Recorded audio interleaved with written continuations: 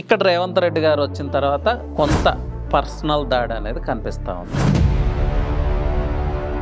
To be frank, దీని impact real estate మీద ఎలా ఉండబోతుంది?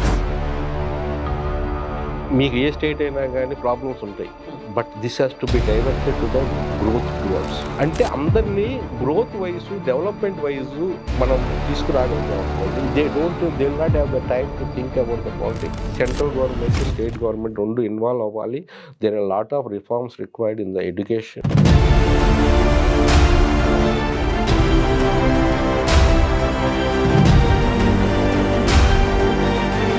కానీ ఇలాంటి పరిస్థితులు ఎలా వచ్చినాయి నాకైతే అర్థం కావట్లేదు. ఓకే, హైదరాబాద్ అనేది ఇది మల్టీనేషనల్, ఈ కల్చర్ డిఫరెంట్ ఉంది, బట్ ఆంధ్రాలో అయితే ఇది క్రిస్టల్ క్లియర్గా కనపడతా ఉంది.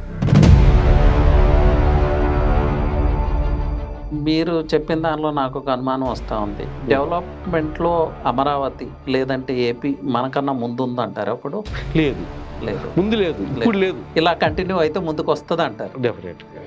So things are changing, technology changing, okay, everything is changing. This also going to be changed. Welcome to 3TV real estate. నేను మీ Ravi Prakash, real estate expert from Hyderabad. అలాగే నాతో పాటు ఈరోజు వెంకటేశ్వరరావు గారు ఉన్నారు. నమస్తే వెంకటేశ్వరరావు గారు. నమస్తే అండి. పొలిటికల్ థింగ్స్ చూస్తుంటే కొత్త కల్చర్ వస్తూ ఉంది తెలుగు రాష్ట్రాల్లో. ఒకప్పుడు తమిళనాడు తీసుకుందాము, ఇరు పార్టీలకి వాళ్ళ మీద కేసులు వీళ్ళు, వీళ్ళ మీద కేసులు వాళ్ళు, వీళ్ళు అధికారంలోకి వస్తే వాళ్ళని ఇబ్బంది పెట్టడం, వాళ్ళు వస్తే వీళ్ళని ఇబ్బంది పెట్టడం. కానీ స్టాలిన్ గారు వచ్చిన తర్వాత ఈ పద్ధతి అంతా మార్చి పడేశాడు ఆయన. ఈవెన్ జయలలిత గారు తీసుకొచ్చిన పథకాలన్నీ కూడా ఇంప్లిమెంట్ చేస్తూ ఉన్నాడు. సో అప్పుడే ఆ రాష్ట్రం ముందుకెళ్తుంది, మనతో పోటీ పడే స్థాయికి వచ్చింది, మనం మించిపోతుందేమో. బట్ మనకి రివర్స్, పర్టికులర్గా ఆంధ్రాలో మనం మాట్లాడుకుంటే రాజకీయ ఏరియాలు ఎలా ఉన్నాయి అనేది ఒకప్పుడు తమిళనాడుని తలపిస్తూ ఉంది. ఇక్కడ రేవంత్ రెడ్డి గారు వచ్చిన తర్వాత ఆంధ్ర అంత విద్వేషపూరితమైన వాతావరణం కాకపోయినా కూడా కొంత పర్సనల్ దాడి అనేది కనిపిస్తూ ఉంది. సో కేసీఆర్ కూడా ఆంధ్ర గో బ్యాక్ అని చాలా చెప్పారు, కానీ తర్వాత ఆయన ఎంత ఫ్రెండ్లీ అట్మాస్ఫియర్ తీసుకొచ్చారనేది ఉంది. సో డెవలప్ అయింది హైదరాబాద్, బట్ ఇప్పుడు కండిషన్స్ అలా లేవు. దీని ఇంపాక్ట్ రియల్ ఎస్టేట్ మీద ఎలా ఉండబోతుంది? టు బి ఫ్రాంక్, గ్రౌండ్ రియాలిటీసే మాట్లాడుకుందాం. ఆంధ్రాలో అయితే తీవ్రమైన పరిస్థితులు కనిపిస్తున్నాయి. జగన్ గారు ఆల్రెడీ వార్న్ చేస్తూ ఉన్నాడు, నేను అధికారంలోకి వచ్చాక ఒక్కొక్కరి పని ఒక్కొక్కరి సంగతి చూస్తాను, మీ కథ తేలుస్తాను అంటున్నాడు. రేవంత్ రెడ్డి గారు ఏం చెప్తున్నారో మనం వింటానే ఉన్నాం. సో ఏంటిది, ఎక్కడికి వెళ్తున్నాం? రియల్ ఎస్టేట్ ఇండస్ట్రీ ఆల్రెడీ ఇబ్బంది పడతా ఉంది, ఎక్కడికి వెళ్తుంది ఇది? ఇండియా అంటే ఒకప్పుడు ఒక take it last 3 years 4 years back 5 years back కూడా what is the image got in the global is the we are listen whatever the global people are US says, and we are the only the BPO companies only we are rending. We are not that competent enough to compete with the technology or economically or anything in the global level. But last 4 years lo there is a drastic change in the concept and developments because of the Prime Minister, whatever the initiative he has taken in the global level, it is a lot of difference are there. ఇప్పుడు కూడా ఏంటంటే same perception, problems ఉంటాయి. మీకు ఏ state అయినా కానీ problems ఉంటాయి, but this has to be diverted to the growth towards. Okay, a person ఇప్పుడు ఈరోజు నేను కొన్ని రిఫార్మ్స్ నేను చెప్పాను, education reforms to be broad and youth to be, అసలు వాళ్ళకి స్పేర్ టైం ఇవ్వకూడదు, అసలు వాళ్ళకి స్పేర్ టైం ఉండకూడదు. అప్పుడు లేకపోతే ఈ డ్రగ్స్ కానీ, ఆన్లైన్ గేమ్స్ కానీ, గ్యాంబ్లింగ్ కానీ, ఇవన్నిటికీ అలవాటు పడతారు. You don't allow them. నీకు జాబ్ కావాలని ఏదైనా కొన్ని కండిషన్, నీకు జాబ్ కావాలి, సెంట్రల్ గవర్నమెంట్ కానీ స్టేట్ గవర్నమెంట్ జాబ్ కావాలంటే ఈ ఉండాలా, నువ్వు స్పోర్ట్స్లో నువ్వు ఉండాలా, ఇవన్నీ పెట్టావు something. And every village is a economic EDC, my concept, economic development center. Every village should have that fiber network, one library, and opportunity to grow. That means a different concept. అంటే అందరినీ growth wise, development wise మనం తీసుకురాగలిగాం అనుకోండి, they will not have the time to think about the politics. These are things everybody knows that it is very wrong thing, but still we go because we got a spare time. Okay. That means it is actually again నేను చెప్తున్నాను కదా, central government state government రెండు involve అవ్వాలి. There are lot of reforms required in the education the field to bring on track the youth and to bring on track the all the villages of the country. So they should not this type of small parochial ఎయిమ్స్తో అప్పుడే ఎప్పుడైతే మనకు spare time ఉంటుందో ఈ politics ఎప్పుడైతే మనము you have to drive them. మీకు అందుకని చెప్పారు నారాయణమూర్తి గారు ఒకసారి ఇన్ఫోసిస్ చైర్మన్ ఒకసారి చెప్పారు చూసారు, 12 గంటలు చైనా వాళ్ళు చూసి చాలా నేర్చుకోవాలి మనకు. వాళ్ళు they ready to work in the 12 hours. వాళ్ళు అటువంటి 12 hours పనిచేసేవాడికి ఎక్కడ టైం దొరికింది దాన్ని పాలిటిక్స్ మాట్లాడటానికి. కరెక్ట్. అయితే సరే ఎలా ఉందంటే ఈరోజు పరిస్థితి, సరే తెలంగాణ కొంత అవేర్నెస్ ఉంది యూత్లో కూడా పెరిగిన కల్చర్ కానీ ఆంధ్ర తీసుకుంటే ఈరోజు మీరు ఎడ్యుకేషన్ ఇన్స్టిట్యూట్స్కి వెళ్ళండి, ఈవెన్ మీరు ట్రావెల్ కోసం ఒక ఆటో ఎక్కండి, ఎక్కడికి వెళ్ళినా ఫస్ట్ మీరు తెలిసినా తెలియపోయినా డిస్కషన్ వచ్చేది పాలిటిక్స్ గురించే. పాలిటిక్స్ నరాల్లో జీర్ణించుకుపోయింది ఆంధ్రాలో. మాకు డెవలప్మెంట్ లేకపోయినా పర్వాలేదు, మా నాయకుడు అది ఇది అనే కల్చర్ ఆంధ్రాలో అయితే 100% ఉంది. ఈరోజు మీరు వెళ్ళి అక్కడ ఒక క్యాబ్నో ఆటోనో ఎంగేజ్ చేసుకుంటే ఆ డిస్కషన్లో పొరపాటున మీరు ఆ డ్రైవర్ రిలేటెడ్ పార్టీ కాకపోతే వాళ్ళు మిమ్మల్ని ట్రీట్ చేసే విధానం కూడా వేరే ఉంటుంది. ఇంకా క్యాస్ట్ గురించి మనం ఎక్కువ మాట్లాడిపోతే మంచిది. ఇలాంటి పరిస్థితులు ఉన్నాయి. ఎందుకు తెలుగు సమాజం అనేది ప్రపంచవ్యాప్తంగా ప్రూవ్ చేసుకుంది మోస్ట్ ఇంటలెక్చువల్స్, కానీ ఇలాంటి పరిస్థితులు ఎలా వచ్చినాయి నాకైతే అర్థం కావట్లేదు. ఓకే, హైదరాబాద్ అనేది ఇది మల్టీనేషనల్, ఈ కల్చర్ డిఫరెంట్ ఉంది, బట్ ఆంధ్రాలో అయితే ఇది క్రిస్టల్ క్లియర్గా కనపడతా ఉంది. అదేనండి, ఇప్పుడు కొట్లాటలేదు, ఇప్పుడు క్యాస్ట్ ఫీలింగ్స్ కొట్లాటలు. ఈరోజు పరిస్థితి కూడా మీరు ప్రైవేట్ కంపెనీస్ని మీరు వెళ్ళండి, ఆ ప్రైవేట్ కంపెనీస్ ఓనర్ని బట్టి ఏ క్యాస్ట్ అయితే ఆ క్యాస్ట్ వాళ్ళని ఎక్కువ తీసుకుంటున్నారు. కానీ మన ఓపెన్గా చెప్పరు చాలా వరకు, కానీ జరుగుతుంది అదే. అట్లానే అంటే క్యాస్ట్ అనేది ఈ రోజుల్లో సబ్డ్యూగా చేసేసి వాళ్ళ ఓన్ క్యాస్ట్ని కాపాడుకుంటూ వస్తుంటారు. Reservations it's not working.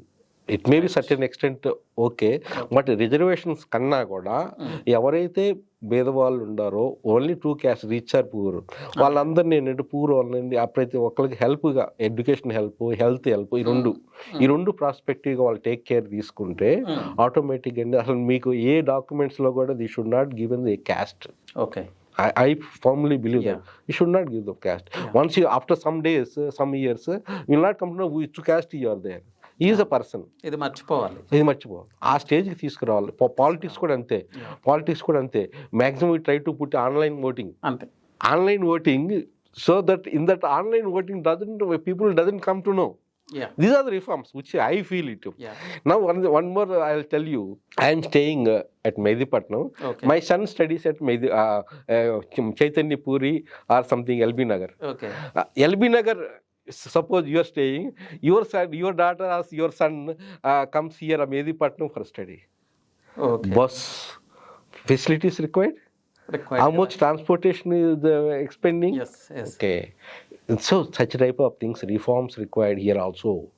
I firmly believe Hyderabad sector is 8 sectors. Each sector should have the only 3 or 4 gradings of the schools, colleges.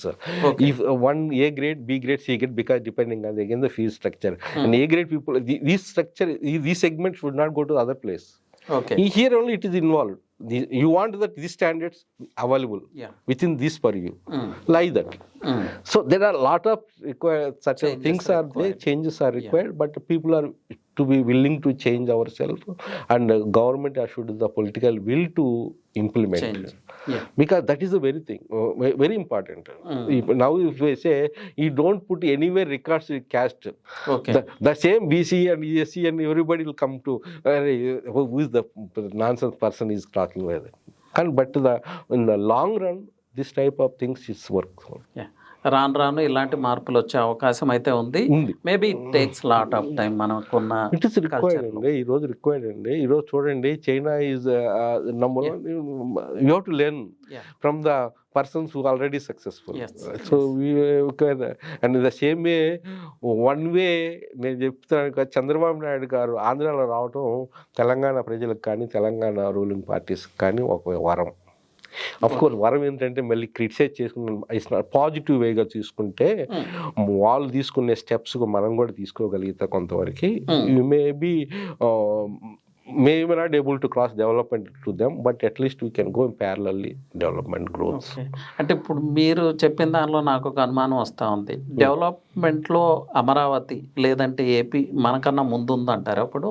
లేదు లేదు, ముందు లేదు, ఇప్పుడు లేదు. ఇలా కంటిన్యూ అయితే ముందుకు వస్తుంది అంటారు. డెఫినెట్. బట్ హైదరాబాద్ అనేది అంటే అదే 400, అది చెప్తాం కదా ఈ రోజు 400 years, but earlier overall how many years taken? Almost 10-12 years construction కే పట్టింది. Now what central minister Gadkari says that regional link road 3 years. So things are changing, technology is changing, okay, everything is changing. These are also going to be changed. సాధ్యమే. It may not be, I mean to say that very simple గా మొన్న వచ్చేసిన party almost same టైమే కదా చంద్రబాబు నాయుడు వచ్చింది. ఈ రోజు Vizag Google తీసుకురావడం కానీ ఇంకో తీసుకురావడం కానీ how much hard effort they put. What I mean to say we should also put, we Telangana people also, we expect our government also should do such type of things. ఎంత rigorous గా చేయాలి, ఎందుకంటే competition level చాలా ఎక్కువ ఉంది. మనం ఆ విధంగా పోటీ పడాలి. పైగా మన తప్పేం లేదు, పోటీ పడే రాష్ట్రంలో విజనరీస్ మన పక్కనే ఉన్నారు, మన పక్కన healthy, there is always healthy growth అండి. ఇప్పుడు ఒక మంచి కమ్యూనిటీలో మనం ఉన్నప్పుడు ఎదుటోళ్ళని చూసి మనం నేర్చుకుంటాం, తప్పు లేదు అందుట్లో. ఓకే, అట్లా అసలు ఎదుటోళ్ళు మనం ఉండే పరిస్థితులు వాడికన్నా మనం జోబురపట్టిలోనే ఎక్కడ వీక్ సెక్షన్ దగ్గర ఉన్నాడు, మనం ఏం నేర్చుకోలేము. ఈ రోజు మన పక్కన మనకన్నా శక్తివంతుడు ఉన్నాడంటే మనం నేర్చుకోవడానికి అవకాశం ఉంది. మనం కూడా వాళ్ళలాగా అవ్వాలని ఒక దుగ్ధం ఉందనుకోండి, ఒక డిటర్మినేషన్ అపోజిటివ్ తత్వం ఉందనుకోండి, అది నేర్చుకుంటూనే. ఓకే, మీరు చెప్పింది నాకు అర్థమైంది. యాజ్ ఆఫ్ నౌ అయితే మనం ఏ హెడ్ ఉండొచ్చు, బట్ ఇదే కంటిన్యూ అయితే మేబీ వాళ్ళకన్నా వెనక్కి వచ్చే అవకాశం. చెప్తున్నా కదా ఈ రోజు కూడా ఏంటంటే no state has got that 1 trillion economy, US dollar. But every country, every state says that one we are going to be, and who is going to be number one, who is going to first state going to reach?